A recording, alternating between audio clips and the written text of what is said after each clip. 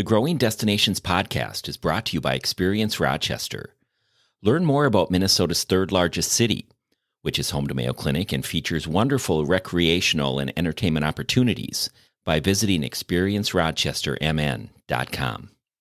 Communities have perceptions about themselves, and we all have history. We all have assumptions. And sometimes it is fascinating to see what outsiders actually see and perceive. Welcome to the Growing Destinations podcast, where we take a deep dive into destination development and focus on a wide range of topics, from tourism and entertainment to economic development and entrepreneurism, and much more. I'm your host, Bill Von Bank. Today's guest on the Growing Destinations podcast brings a thoughtful, research-driven lens to the tourism landscape. I'm joined by Xinyi Chang, director of the University of Minnesota Tourism Center, a statewide resource focused on supporting communities through tourism education, research, and strategic planning.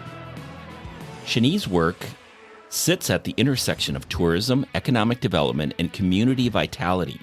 Under her leadership, the Tourism Center is helping destinations across Minnesota adapt to emerging trends, build sustainable strategies, and create meaningful visitor experiences. Xinyi Chang, welcome to the Growing Destinations podcast. Thank you, Bill. Thank you for having me here today. Well, I've known you for several years, and we've talked about bringing you on the podcast for a while, so here you are. So thank you for joining us. Can you share with us your career journey and your path to the University of Minnesota Tourism Center? I went to graduate school at Penn State in the Department of Recreation, Park, and Tourism Management. Upon graduating with my doctoral degree in 2012, I landed a one-year research associate opportunity in the Department of Forest Resources here at the University of Minnesota. So that's really a great transition year for me, and I get my foot in the door, so to speak, at the university. While there, the Tourism Center announced that it would be hiring for a statewide specialist position at the time. And so I applied, went through the hiring and interviewing process, and was offered the position. My husband and I put down our roots here, both kids born and raised here. And then in December 2020, my immediate predecessor retired. And so I was the interim director for about a year, and then I was offered the director position in December 2021. What sparked your interest in tourism research and community development? That's a really good question. The sparks came to me in two waves, if you will. First off, I realized I had an analytical mind and I genuinely enjoyed doing research when I was in college. And I majored in tourism management. So the first wave was tourism research, especially visitor experience and psychology, as I am fascinated with human mind and emotions. The second wave connected the dots between tourism and community development. Tourism is not an isolated phenomenon. It is inherently intertwined with community economic development. So putting tourism in the bigger context of community economic development to me is a prerequisite for sustainable tourism development and management. I always say that tourism is the purest form of economic development. Wouldn't you agree? Yes, I would agree. Yes, we are singing to the choir. That's true. A visitor can become a resident, can become a business owner, and can hire people. And it's just that flywheel. Yes, the halo effect, the effectiveness of using tourism, and also outdoor recreation for resident recruitment and retainment. Indeed. For listeners who may not be familiar, can you give us a snapshot of the mission and work of the University of Minnesota Tourism Center? The mission of the Tourism Center is to empower, prepare, and support the tourism industry and communities engaging in tourism for success and sustainability. It is really important to emphasize that the Tourism Center is housed in Extension's Department of Community Development. And I will tell you why as I go on. So the center has a few priority areas. First, community tourism development. We have programs, including community coaching work that we do often with educators in the department to help communities engage in sustainable and thoughtful community tourism development. And the second priority area is outdoor recreation. So we are fortunate enough to have a full-time statewide specialist with the tourism center, and a larger portion of her work has been focused on outdoor recreation, especially nature-based outdoor tourism. And the third priority area is I call it consumer intelligence. Now, that is a fancy way to describe our on-demand applied research service. We collaborate especially with the senior economic impact analyst of Extension when projects have an economic impact component. Last but not the least, we work with partners to support agritourism, which is bringing visitors onto farms. It could be you pick berries, pumpkin patches, on-farm events, on-farm stays. And so the collaborative nature of our work means that we work with colleagues across Extension, the university system, industry, and communities. Well, you've mentioned collaboration a few times, and you collaborate with communities across the state. What are some of the most common challenges they face in tourism development? No two communities are the same. However, there are at least two common challenges that I have observed over the years. One is the role of tourism in community economic development, especially how tourism interacts with other issues. For example, housing, transportation, workforce, so on and so forth. And then the other challenge is the coalition and the capacity building. It takes time and effort to build relationships with stakeholders and partners, and in small rural communities, capacity is often limited because oftentimes the same individuals tend to have been tapped out for a variety of roles and demands in the community. These are the two common challenges I have observed. Maybe we take a little bit of a deeper dive. So how does the Tourism Center help communities build capacity and create more sustainable and vibrant destinations? Maybe some examples from some of your work. The Tourism Center does this work through education, applied research, and community coaching.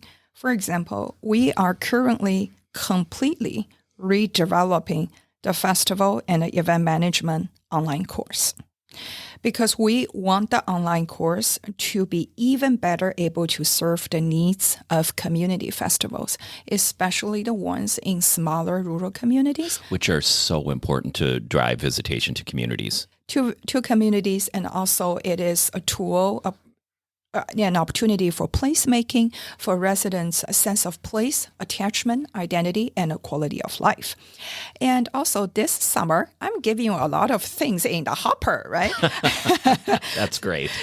Thank you, Bill. So this summer, I will work with a faculty in applied economics and also a graduate student to look at how generative AI can be leveraged and harnessed for community tourism development. We do not want communities to feel like this is a threat or we are already being left behind again. We want to coach and enable communities to harness generative AI for community tourism development. Such a hot topic right now. Yes, it is. It may pass off the impression I'm jumping on a bandwagon, but my goal is not to write a paper or anything like that, but to be able to produce easy to read, actionable, relevant tip sheets or worksheets that communities can take and utilize in their own context. I think that's fantastic because it does seem somewhat overwhelming right now to learn, understand, and maybe even there's some criticism around using it. Yes, it's a very complicated and a nuanced topic. And at this year's Explore Minnesota Tourism Conference, there were multiple sessions, a keynote followed by 2 breakout sessions on this exact topic, generative AI. And I would say the speaker is experienced and renowned on this topic. It provided a very solid grounding, a very strong foundation upon which hopefully we can further build not necessarily exactly quote unquote knowledge, but to be able to, again, bring it to communities and coach them and enable them. You have a program, it's a tourism assessment program for communities, and I know that Experience Rochester has had conversations with you about bringing that program to the community. Can you give us an overview of what that program is all about? I would say tourism assessment program, in essence, it is a community coaching process. It is not exactly training or education. It is more than applied research. And it's a true partnership and a collaborative process between Tourism Center, a variety of partners and colleagues, and of course, the destination community, right? And so we always start out by having conversations with the community in terms of their needs, goals, aspirations, and really set the tone and the scope for the tourism assessment program, because no two communities look exactly the same, right? And then it is also important, again, building coalitions. In my initial conversations with a community, it is always really important to articulate the essential importance of bringing all the partners and the stakeholders to the table. It is not like we need to have a 20-person team to work with, but in conversations, when we organize community visits and the community meetings, it is truly important that these folks are mobilized and activated. And bringing their perspective to the table. Yes, exactly. Because communities have perceptions about themselves, and we all have history. We all have assumptions. And sometimes it is fascinating to see what outsiders actually see and perceive and what data tells us, right? And so residents have their perspectives, businesses have their opinions. So we want to bring all these pieces together. You often work at the intersection of tourism and economic development. How do you see that relationship evolving, especially in the context of a post-pandemic recovery? So the intersection of tourism and economic development, oftentimes I would see the interaction popping up in terms of intersections between different issues. So, for example, workforce and workforce housing, and then the tourism, especially hospitality industry, not only in the Twin Cities metro area, but also in greater Minnesota, right? So that is, I think post the pandemic, for whatever reasons, these interactions or say intersections are being noticed, talked about, acknowledged, and more interest in addressing these challenges or intersections more conscientiously, right? And also hopefully also in a more collaborative way. For example, I've been working with the Center for Rural Policy and Development on a small-scale project that looks at hospitality and the workforce housing in hospitality industry, especially, again, in greater Minnesota in rural communities. And I've also seen even within the university system, folks paying more attention to these intersections because some of these areas or aspects are rather big, for example, transportation. And historically, they may or may not really pay attention to tourism or outdoor recreation. However, post the pandemic, I've seen mind being opened up, probably because of folks lost the privilege to travel, and they've all seen the travel, tourism, and hospitality industry being devastated by the pandemic. So it really is, and still recovering. Yes, still recovering. So it really has jumped onto the collective awareness and the mentality of the general public, and certainly at the university. So, for example, when the Center for Transportation Studies at the university did a year of transportation in rural communities, I wrote a piece on transportation and gateway communities in rural areas to major outdoor tourism destinations. So I wouldn't say this, might be the most possible 20 years ago, but it certainly has already taken place, right? So I do see that as a really good, constructive, and hopeful trend that by all means I want to see it continue. What's one initiative or project you're especially proud of during your time as director? I see you shaking your head with a big smile. So you have, obviously you have one top of mind. Yes, I do. Actually, I start off wanting to say there are quite a few things that I'm proud of, but I will name, maybe I'm cheating a little bit here, but I will name one umbrella initiative, which is how we tell the story of the Tourism Center's work and its impact. We now actively name and communicate our priority areas. We restarted producing an annual report, but now using a very visual format. We overhauled our website and refreshed our quarterly newsletter. We continue to engage our audience on LinkedIn and thoughtfully leverage our partners' platforms. And we consistently and strategically maintain relationships with internal, industry, and community partners. And recently, we just started planning for our 40th anniversary celebrations in 2027. So wow, stay fantastic. tuned. Yes, we will have a lot more to share and come, and hopefully do another podcast episode 2 years from now. What trends or shifts are you seeing in Minnesota's tourism landscape that communities should be paying attention to? That's a very important question, and almost feel like writing a miniature opinion piece, but here is my attempt to share my personal thoughts here. So the first we already discussed actually, which is how to harness the power of generative AI ethically and thoughtfully, right? So that's the first one, the first topic that is on my mind. Second is the whole piece around DMO. What does the M stands for, right? So I would say yes, marketing certainly, but I've also seen more and more conscientious work in terms of M also standing for management. And I do not think that is either or. It's not a zero-sum game, and I think it can be both and.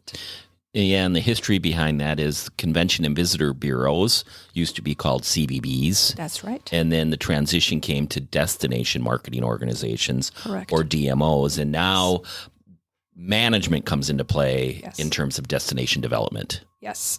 And I would say COVID also brought it more forefront in a sense that when we didn't have visitors coming to our communities, we realized that the in-reach in terms of relationships with residents and how we proactively partner with and manage the assets that we have in terms of tourism in our communities, all these have brought destination management more to the forefront. And I would say there are two other trends I've seen. One is they are actually intertwined if we really think about it. One is adaptation in response to changing weather patterns. And then the other is a placemaking and a quality of life. And so quality of life placemaking, if the weather patterns are truly extreme, it will definitely negatively impact the quality of life. And we often use outdoor recreation tourism as a part of placemaking because it contributes directly to quality of life. And part of the mentality also is we build a community that has great quality of life for residents. It's a great community. And, well, along the way, visitors will arrive. It doesn't always happen organically that way, exactly. But if we take care of the residents, it's a great community with a great infrastructure and amenities. They are inherently attractive to visitors too. And residents can be your best brand ambassadors for your community. Yes, because the old cliche was always you stopped at a gas station and the attendant look at you and say, why are you here? There's nothing that you should see, you can see, enjoy, experience here. That really was rather unfortunate. And rather, we want the wait staff at a restaurant rattling off all the entertainment, recreational, the kind of opportunity, cultural heritage opportunities in the community, right? So that really is what we want. What advice would you give to someone early in their career who's interested in making an impact through tourism? First, really is very general high level, which is the breadth and the depth of your knowledge, what you know. And both are important. We can become, relatively speaking, specialized in one area, but stay curious and always keep the bigger picture in mind, because you never know how that particular topic will show up again later in your career, in your work, and how it is going to help you. And then the second piece is relationship and a coalition building. This is a people industry. And we have a lot of sectors. It's a very diversified industry in that way. And so your relationships and be a connector that will really be beneficial not only to yourselves, but also to all the folks around you, which ultimately will also be helpful for you, right? And then the last piece is that tourism is a part of a broader community economic development picture. Never lost sight of that. Great insights, Xinyi, Xiang.